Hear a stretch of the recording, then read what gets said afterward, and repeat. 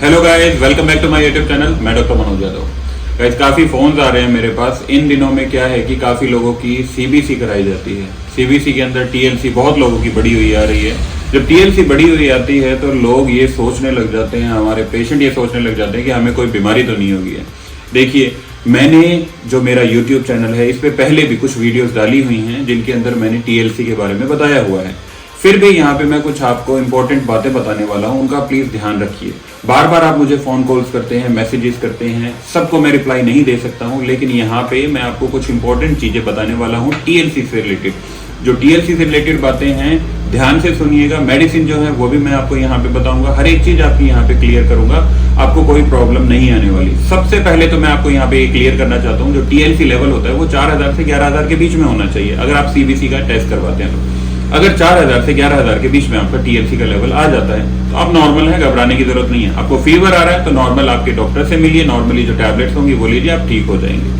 आपने सीबीसी कराया, दूसरा सिनेरियो आता है कि आपने सीबीसी कराया, सीबीसी के अंदर आपका जो टीएलसी का लेवल है वो 11000 से अबव है, 11000 से ऊपर है, 15000, 20000, 25000, 30000, 35000, 40000। देखिए, सबसे पहले तो ये बताना चाहूंगा कि अगर 40000 टीएलसी भी आपकी आ जाती है तो इसमें घबराने की बात नहीं है।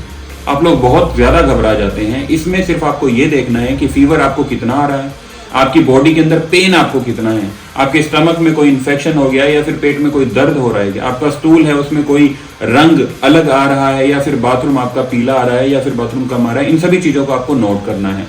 अगर ये सभी चीजें नॉर्मल हैं लेकिन आपको फीवर आ रहा है तो आपके नजदीकी डॉक्टर से मिलिए, आपका नॉर्मल ट्रीटमेंट होगा, ट्रीटमेंट में आप ठीक हो जाएंगे। आपको आपके डॉक्टर की कोई बात समझ नहीं आ रही है तो उसे दोबारा से पूछिए।